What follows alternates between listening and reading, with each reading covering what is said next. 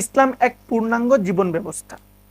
ইসলাম কেবল নামাজ ও রোজা নয়, ইসলাম কেবল মসজিদের ভিতরে সীমাবদ্ধ নয়, এটি সমাজ, অর্থনৈতিক, রাজনীতি, ব্যবসা, বিচার, নেতৃত্ব, পরিবার, সমাজ, এই সব কিছুর পরিপূর্ণ ও ভারসাম্যপূর্ণ দিক নির্দেশনা দেয়।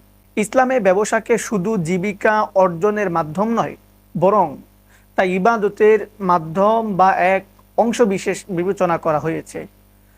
কিন্তু শর্ত একটাই, যারা সৎভাবে ব্যবসা করবে, যারা ন্যায় নৈতিকতা ঠিক রাখবে, আল্লাহর রসুল তাদের জন্য সুসংবাদ দিতেছেন যে সৎ ও বিশ্বস্ত ব্যবসায়ী জান্নাতে নবীগণ, সিদ্দিকগণ ও শহীদগণের সাথে থাকবে। সুবহানাল্লাহ।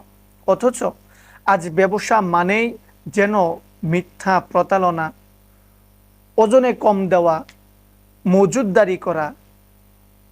এই অবস্থার উত্তরণ সম্ভব মান গশানা ফালাইসা মিন্না, যে আমাদের সাথে প্রতারণা করে সে আমাদের দলভুক্ত নয়। এই হাদিস ব্যবসা, শিক্ষা ও সমাজ জীবনে সততার গুরুত্ব অত্যন্ত জোরালোভাবে তুলে ধরে।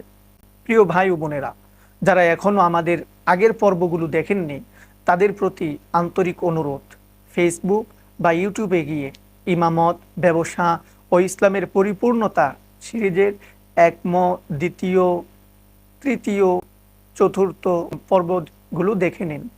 প্রতিটি পর্বই বাস্তব জীবনের জন্য চেতনাদায়ক এবং ইসলামকে গভীরভাবে বোঝার একটি সুবর্ণ সুযোগ।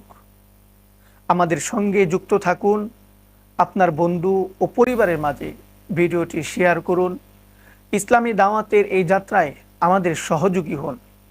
প্রস্তুত থাকুন আগামী পর্বের জন্য, ইনশাআল্লাহ।